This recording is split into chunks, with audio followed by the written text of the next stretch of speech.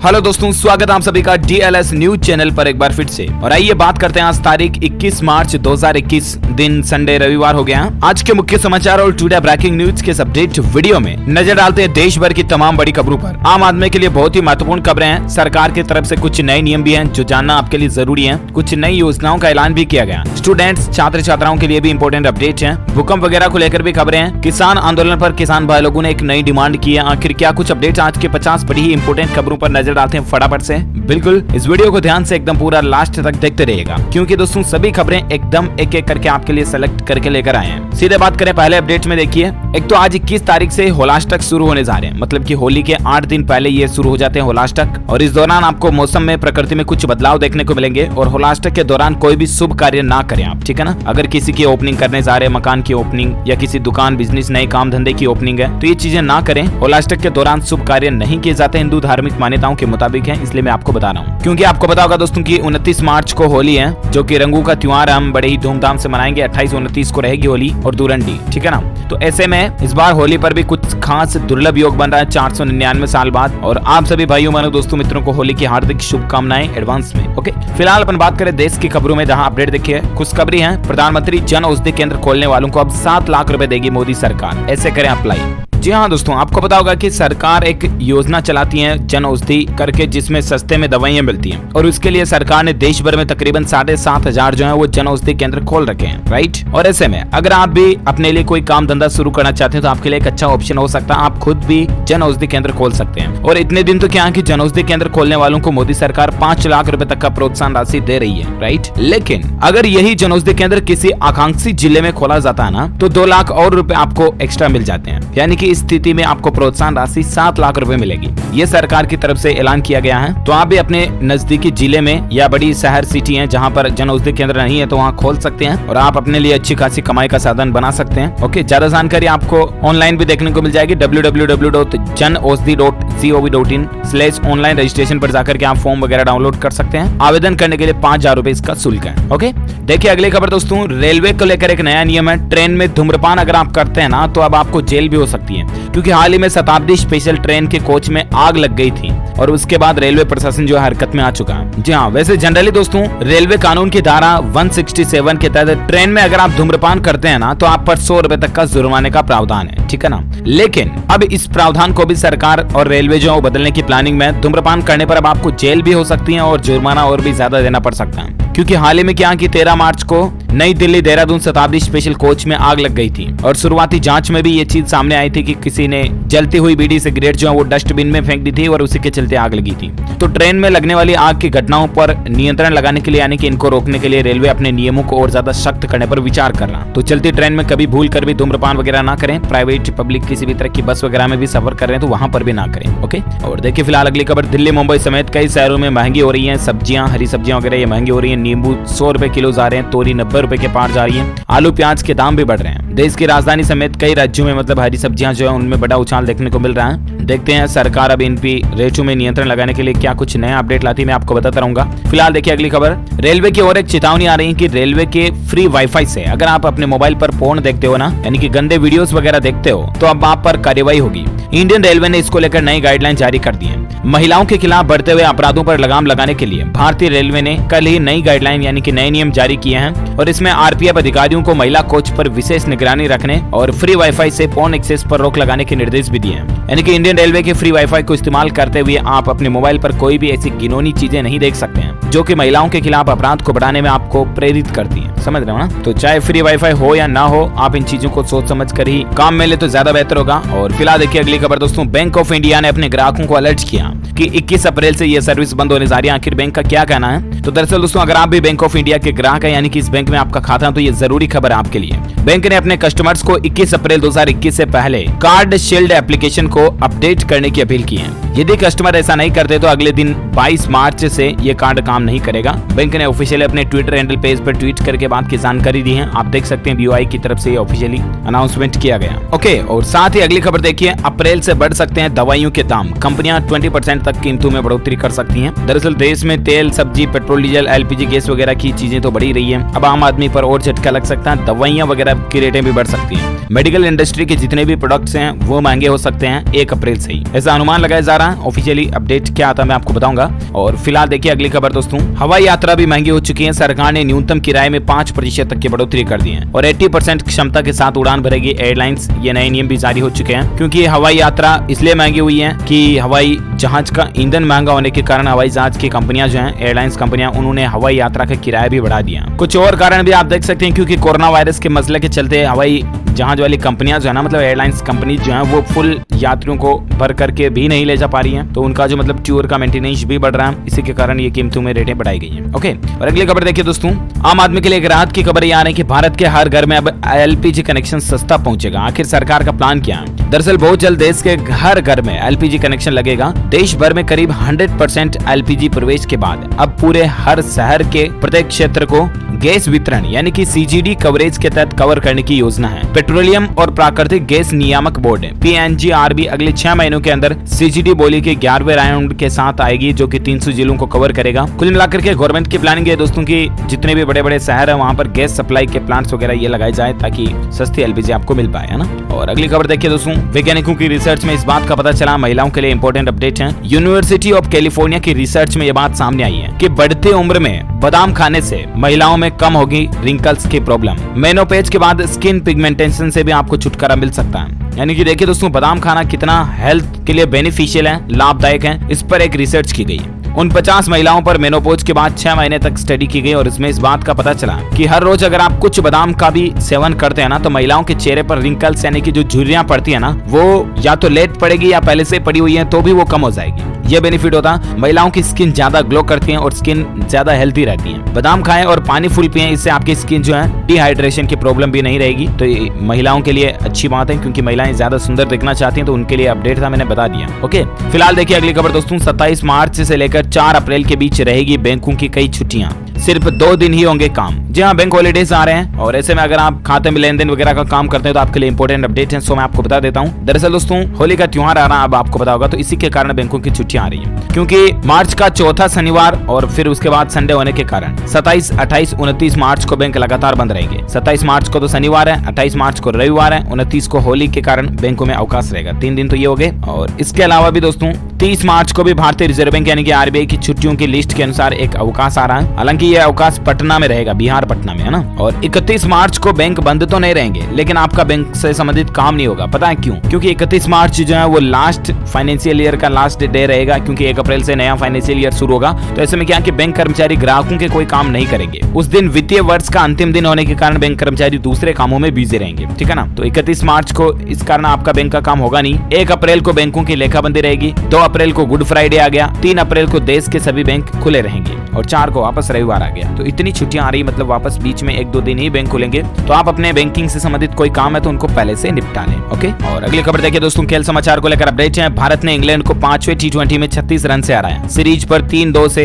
भारत ने कब्जा किया। बहुत ही अच्छी खबर है हम सभी इंडियंस के लिए कि कल जो भारत और इंग्लैंड के बीच 5वां मैच था T20 सीरीज का, उसमें हमारी टीम इंडिया ने मैच को जीत लिया, वो भी इंग्लैंड को 36 रन से हराया। मतलब देखिए भारत के लिए कितनी अच्छी बात है। ये आखिरी मुकाबला अहमदाबाद के नरेंद्र मोदी स्टेडियम में खेला गया था। भारत ने रोहित शर्मा और कप्तान विराट कोहली के अर्धशतक के दम पर 20 ओवर में 2 विकेट के नुकसान पर 224 रन का स्कोर खड़ा किया। जवाब में इंग्लैंड की टीम 8 विकेट पर 188 रन ही बना पाई। भारत ने 36 रन से जीत हासिल कर 3-2 से सीरीज में अपने नाम जीत हासिल कर लिया। अगर आप भी इंडियंस हैं और क्रिकेट के फैन हैं दोस्तों, तो इस वीडियो पर एक लाइक तो बनता है फटाफट से। टीम इंडिया के लिए एक लाइक दिल से कर दीजिए फटाफट से। और फिलहाल अपन आगे बढ़ते हैं अगली खबर में। देखिए अपडेट, एजुकेशन से संबंधित कुछ खबरें हैं। देखिए, इन छात्रों को अब स्कूल में ही मिलेगा नाश्ता। परीक्षाओं को ध्यान में रखते हुए सरकार ने एक फैसला लिया। जी हाँ, हम बात करें दोस्तों मध्य प्रदेश राज्य की। यहाँ पर बोर्ड परीक्षाओं को देखते हुए मध्य प्रदेश में 10वीं और 12वीं कक्षाओं का समय तो बदला ही गया। अब सुबह स्कूल जो है वो 9 बजे से लेकर 5 बजे तक लग रहे हैं। ऐसे में अब स्कूल शिक्षा विभाग ने 10वीं और 12वीं के छात्राओं को लेकर और एक बड़ा फैसला ये लिया है कि अब स्कूल खुलने के बाद छात्र छात्राओं को नाश्ता भी दिया जाएगा, ठीक है ना, एमपी में। अच्छा, एजुकेशन को लेकर 2-4 और खबरें फटाफट से रैपिड न्यूज में आपको बता देता हूँ। और एक अपडेट देखिए, राजधानी दिल्ली में भी अभिभावकों ने 1 से लेकर 8वीं तक के स्कूलों को फिर से खोलने की मांग की है। मुख्यमंत्री अरविंद केजरीवाल के घर के पास प्रदर्शन भी किया। और देखते हैं आप दिल्ली के सीएम अरविंद केजरीवाल जी जो है इस बात पर क्या फैसला लेते हैं। जो कोई भी अपडेट आता मैं आपको बताऊंगा। और एक खबर देखिए, उत्तर प्रदेश में बेसिक शिक्षा परिषदीय स्कूलों की परीक्षाओं की तारीखों का ऐलान हो चुका है। यहाँ पर कोई भी फेल नहीं होगा। एक तो नियम ये है, कोरोना के बढ़ते प्रकोप के बीच उत्तर प्रदेश में बेसिक शिक्षा परिषद स्कूलों की परीक्षाओं की तारीख घोषणा कर दी गई है। ये परीक्षाएं 25 और 26 मार्च को होंगी और कक्षा 1 से लेकर 8वीं तक की परीक्षाओं का 30 मार्च को परिणाम भी आएगा। और इसके साथ ही छात्र छात्राओं के लिए अच्छी खुशखबरी ये है दोस्तों की कक्षा 1 से 8वीं तक कोई भी छात्र फेल नहीं किया जाएगा। कोरोना के चलते ये फैसले लिए गए हैं। और एक अपडेट देखिए, राजस्थान में पीटीईटी एग्जाम को लेकर अपडेट है। Rajasthan pre teacher education test के लिए फॉर्म भरने की लास्ट तारीख को बढ़ा दिया। Rajasthan pre teacher education test और 4 वर्षीय बीए बीएड प्रवेश परीक्षा के लिए आवेदन करने की आखिरी तारीख जो पहले 10 मार्च थी उसको बढ़ाकर 25 मार्च कर दिया। यानी कि 21 से 25 अभी भी आपके पास 5 दिन और शेष बचे हैं। आप ऑनलाइन इसके लिए अप्लाई कर सकते हैं। ऑफिशियल वेबसाइट है ptetras2021.com, इसके जरिए ऑनलाइन अप्लाई कर सकते हैं। ये ऑफिशियल नोटिफिकेशन भी आप यहाँ देख सकते हैं। ओके, और साथ ही अगली खबर देखिए दोस्तों, एजुकेशन पर और एक खबर है कि तमिलनाडु में सभी स्कूलों को बंद करने का आदेश दिया गया है। कोरोना के बढ़ते केस की वजह से सरकार ने यह फैसला लिया। जहां नए साल की शुरुआत में देश में कोरोना महामारी पर काफी हद तक कमी आ गई थी, काबू में पा लिया गया था, लेकिन अब रोजाना फिर से कोरोना के तेजी से मामले बढ़ रहे हैं, जिस वजह से कई सारी राज्य सरकारें चिंता में हैं और मतलब अलग अलग फैसले भी ले रहे हैं। लॉकडाउन, नाइट कर्फ्यू, धारा 144 वगैरह वगैरह में आपको अपडेट बताया था पहले भी।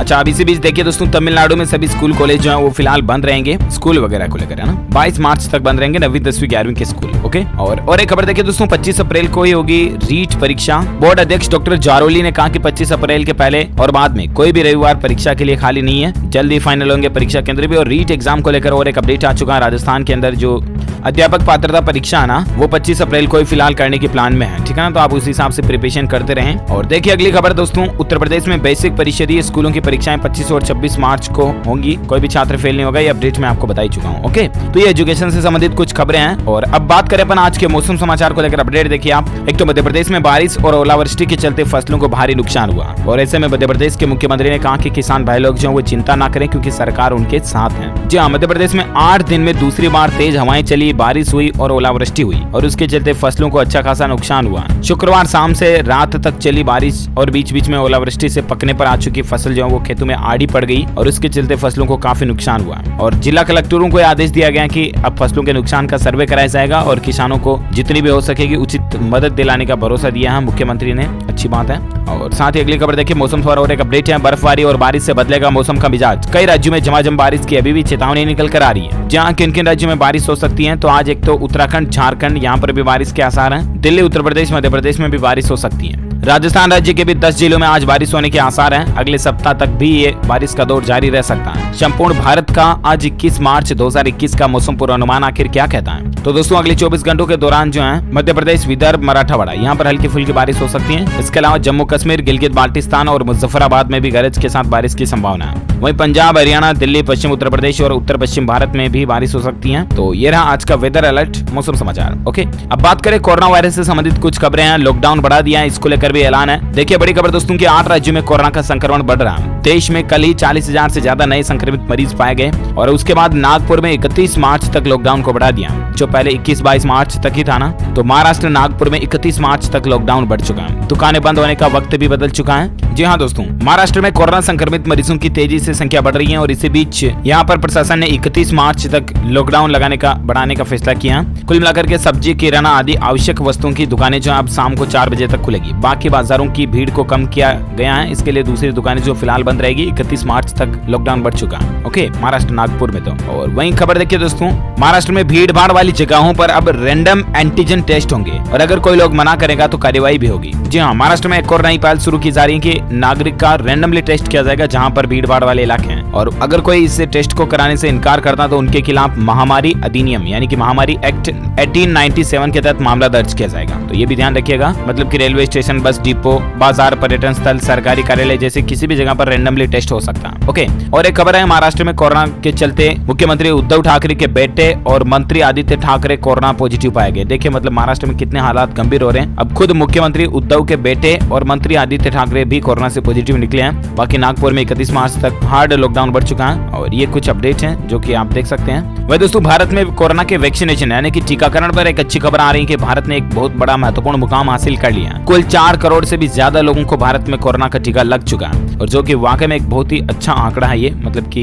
कोरोना वायरस का टीकाकरण वैक्सीनेशन जो भारत में तेजी से चल रहा है ना, अच्छी बात है। और बाकी देखिए दोस्तों, मध्य प्रदेश में भी कोरोना के चलते फिर से लॉकडाउन जैसे हालात बन रहे हैं। पिछले 24 घंटों में 1300 से ज्यादा नए कोरोना संक्रमित मिले, और इसके बाद एमपी में इंदौर, भोपाल और जबलपुर में 32 घंटे का लॉकडाउन लग चुका है। यहाँ पर बाजारों में भीड़ बढ़ चुकी है, और इसके अलावा संडे लॉकडाउन भी रहेगा। जो भी ज्यादा जानकारी आप यहाँ स्क्रीन पर देख सकते हैं। भारत में कोरोना के ताजा आंकड़ों की बात करें ना, तो पिछले 24 घंटों के दौरान 43,000 के समथिंग नए मामले देखे गए, और उसके बाद भारत में कुल संक्रमितों की संख्या 1,15,98,000 से भी ज्यादा हो चुकी है, जिसमें से एक्टिव केस चल रहे हैं 3,06,000 के लगभग हो चुके हैं। देखिए मतलब एक्टिव केस की संख्या जो इतने दिन 2.5 लाख थी वो 3 लाख तक पहुंच चुकी है, 3 से ऊपर चली गई है। जो लोग अभी सक्रिय मामले हैं ना कोरोना के, वो 3,06,000 है। और बाकी भारत में कोरोना के कारण कुल मरने वालों की संख्या का आंकड़ा भी 1,59,000 तक पहुंच चुका है। ओके, तो ये तो रहा भारत में आज का ताजा कोविड डेटा। और वहीं बात करें कोरोना से जुड़ी कुछ अंतर्राष्ट्रीय खबरें भी आप देख सकते हैं कि एक तो दोस्तों नेपाल में भी अब भारतीय टीकों पर भरोसा जताया जा रहा, और कोविशील्ड के बाद अब कोवैक्सीन को नेपाल में भी मंजूरी मिल चुकी है। यानी कि भारत में जो कोरोना वैक्सीन बनाई गई है ना, वो नेपाल में भी अब लगाई जाएगी, यानी कि भारतीय टीके पर विश्वास किया जा रहा है। इसके अलावा पाकिस्तान में देखिए आप, हाल ही में पाकिस्तान के पीएम इमरान खान भी कोरोना से पॉजिटिव आए थे, और उसके बाद उनकी पत्नी बुसरा बीबी भी कोरोना संक्रमित पाई गई है। कुछ ही घंटे बाद दोनों पति पत्नी जो है कोरोना से संक्रमित पाए गए। चलिए अब अपन नजर डालते हैं किसान आंदोलन पर। एक बड़ी खबर आ रही है, देखिए संयुक्त किसान मोर्चा की ये अपील है सरकार से कि जो 3 कृषि कानून है ना, उनमें से किसी भी एक कृषि कानून को लागू करने की सिफारिश वापस ले ले संसदीय समिति। जी हाँ, विवादों से घिरे तीनों कृषि कानूनों के खिलाफ विरोध कर रहे किसान संगठनों के समूह संयुक्त किसान मोर्चा ने कल ही एक संसदीय समिति से विशेष आग्रह किया, और इसमें कहा गया कि वह अपनी उस अनुशंसा को वापस ले ले जिसमें उसने केंद्र से आवश्यक वस्तु अधिनियम 2020 को लागू करने के लिए कहा है। यह अधिनियम भी उन तीनों कानूनों में से एक है जिनके खिलाफ किसान संगठन पिछले कुछ महीनों से दिल्ली की सीमा के निकट प्रदर्शन कर रहे हैं, आपको पता ही है। तो ये कुछ किसानों को लेकर आंदोलन का अपडेट चल रहा है, और बाकी देखते हैं दोस्तों किसान और सरकार के बीच बातचीत हुए भी काफी समय हो चुका है, और आगे और कोई बातचीत होती है तो क्या अपडेट आता है मैं आपको बता दूंगा। फिलहाल देखिए आप अगला अपडेट, कुछ चुनावी रैली वगैरह को लेकर खबरें आ रही। देखिए पंडुचेरी में 30 मार्च को पीएम मोदी जो चुनावी रैली करेंगे, यहाँ एक ही चरण में होने वाले विधानसभा के चुनाव। इसके अलावा कल ही आपको पता होगा प्रधानमंत्री नरेंद्र मोदी जो हैं वो पश्चिम बंगाल में खड़गपुर में अपनी जनसभा को संबोधित किए थे। पीएम मोदी वहां बोले थे कि बंगाल में 50 साल से विकास जो है वो रुका हुआ है, दीदी ने 10 साल में बंगाल को बर्बाद कर दिया। और पीएम मोदी का ये कहना है कि पश्चिम बंगाल की जनता बस 5 साल एक बार बीजेपी को देखकर देखें, उसके बाद पिछले 70 सालों से जो पश्चिम बंगाल के हालात खराब है ना, उनको बिल्कुल बदल कर रख देंगे। तो ये कुछ चुनावी रैलियां चल रही हैं, सभी राजनीतिक पार्टियां अपने अपने लेवल पर जनता को संबोधित करने में जुटी हुई है। इसके अलावा देखिए पीएम मोदी ने असम में ये कहा कि एक चाय वाला ही आपकी दर्द को समझ सकता है। बीजेपी ने असम विधानसभा चुनाव को भी दोबारा जीतने के लिए पूरा जोर लगा रखा है। पार्टी के स्टार प्रचारक और पीएम नरेंद्र मोदी ने शनिवार को तिनसुकिया जिले के छाबुआ इलाके में पब्लिक रैली की, और वहां पीएम मोदी ने कहा कि एक चाय वाला ही आपका दर्द समझ सकता है। असम के भाइयों और बहनों ने, मतलब जो लोग चाय के बगानों में काम करते हैं, असम के भाई बहन, वो ही एक इन चाय वालों का दर्द समझ सकते हैं। तो पीएम मोदी ने ये भी बातें कही है। और साथ ही फिलहाल देखिए अगली खबर दोस्तों, भूकंप को लेकर अपडेट है। कल ही जापान के अंदर भूकंप के तेज झटके देखे गए, और सुनामी की चेतावनी भी वहां जारी हो चुकी है। भूकंप भी कितना बड़ा और जोरदार आया, अंदाजा आप लगा सकते हैं कि रिएक्टर पैमाने पर 7.2 तीव्रता का भूकंप रहा। हालांकि रात की बात है, ये हमारे भारत में नहीं आया, जापान में आया। और इसके अलावा और एक खबर देखिए दोस्तों, महाराष्ट्र के मुख्यमंत्री उद्धव ठाकरे ने हाई लेवल मीटिंग बुलाई। फडणवीस और राज ठाकरे के साथ सरकार में शामिल कांग्रेस भी मांगा देशमुख से इस्तीफा। तो ये कुछ राजनीतिक सियासत चल रही है, ज्यादा पॉलिटिकल बातें मैं आपको करता नहीं हूँ, आपको भी पता है DLS न्यूज चैनल के ऊपर ज्यादा राजनीतिक बातें अपन नहीं करते हैं, काम की खबरें ज्यादा जानते हैं, ठीक है ना। फिलहाल खबर देखिए आप, विश्व पर्यटन के नक्शे में चमकेगा पूर्वोत्तर भारत। केंद्र सरकार ने सिक्किम सहित 8 राज्यों में एक नई मुहिम छेड़ी है। भला ये क्या चीज है तो मैं आपको बता दूं, पूर्वोत्तर भारत जो है ना, वो अब घरेलू पर्यटन का केंद्र होने के साथ ही वैश्विक पटल पर भी चमकेगा। लुक नॉर्थ ईस्ट नीति पर आगे बढ़ते हुए सरकार ने सिक्किम सहित पूर्वोत्तर के सभी राज्यों में पर्यटन को नई ऊंचाई देने के लिए एक खास मुहिम शुरू की है, जिसमें मौजूदा सभी पर्यटन स्थलों को विश्व स्तरीय सुविधाओं से लैस किया जाएगा। राज्य सरकार और पर्यटन कारोबार से जुड़े स्थानीय लोगों की मदद से नए पर्यटन स्थलों की पहचान और उनका विकास भी किया जाएगा। तो ये भी सरकार की अच्छी प्लानिंग है। इसके अलावा टेलीग्राम ऐप जो है ना, मैसेजिंग ऐप, जिस तरह से व्हाट्सएप जैसे टेलीग्राम भी आपको पता होगा, इसमें अब आपको एक नया फीचर मिलेगा, वॉइस चैट 2.0 इसमें लॉन्च किया गया। और वॉइस चैटिंग से जुड़े इस फीचर को काफी रिच कहा जा रहा है, क्योंकि इसकी मदद से किसी चैनल पर लाइव वॉइस चैट के लिए लाखों यूजर्स जुड़ पाएंगे। मतलब जैसे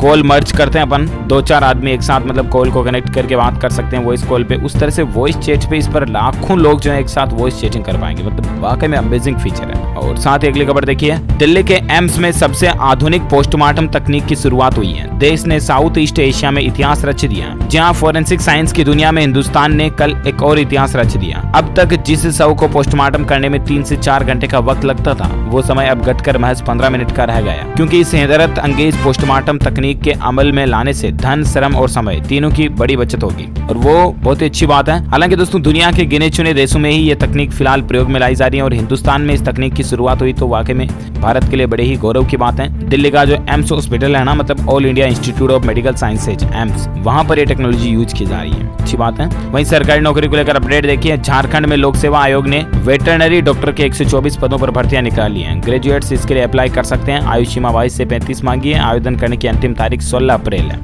SC ST के लिए फॉर्म शुल्क 150 रुपए है, बाकी जनरल, अदर, OBC, WS के लिए 600 रुपए है। ओके, तो ये दोस्तों आज दिन भर की तमाम बड़ी खबरें, मुख्य समाचार, छोटा ब्रेकिंग न्यूज का अपडेट वीडियो यहीं फिनिश होता है। वैसे आप मुझे नीचे कमेंट करके जरूर बताएगा कि भारत का सबसे ज्यादा प्रसिद्ध पर्यटन स्थल कौन सा है। मतलब कि दोस्तों कोई फॉरेनर अगर भारत में घूमने आता ना, तो ऐसी कौन सी जगह है जहाँ पर तो वो जरूर घूमेगा। जैसे कि मान लीजिए अगर आप दुबई घूमने जाते हो ना, तो आप बुर्ज खलीफा तो जरूर देख करके आओगे। इस तरह से हमारे भारत में ऐसा कौन सा प्लेस है जहाँ पर अगर कोई फॉरेनर आता है तो वहाँ तो जरूर जाएगा ही जाएगा। हालांकि ऐसे कई सारे प्लेस हैं, आप किसी एक का नाम इस वीडियो के नीचे कमेंट बॉक्स में मुझे बताइए। जो लोग इसका सही जवाब इस वीडियो के नीचे कमेंट में देंगे ना, वो रैंडमली पिक किए जाएंगे हमारी DLS न्यूज टीम की तरफ से, और आप जीत सकते हैं एक शानदार सरप्राइज गिफ्ट, जो कि गिव अवे के रूप में आप तक पहुंचा दिया जाएगा। इसी के साथ ही अगर आपको ये वीडियो अच्छा लगता है तो इसे लाइक कीजिए, शेयर भी कीजिए अपने दोस्तों के साथ। फेसबुक और व्हाट्सएप पर लाइक और शेयर जरूर करना। और इस वीडियो के नीचे आपको एक लाल कलर का बटन दिखेगा, उसको दबा करके चैनल को भी सब्सक्राइब कर लेना, और पास में घंटी का बटन मिलेगा, उसको दबाकर सब्सक्राइब भी कर लेना, ठीक है, ताकि आपको रोजाना की ताजा खबरें तुरंत आपके मोबाइल पर मिलती रहेगी। ओके, मिलेंगे अगले नेक्स्ट अपडेट में, तब तक के लिए thank you, take care, good bye, जय हिंद, जय भारत, वंदे मातरम।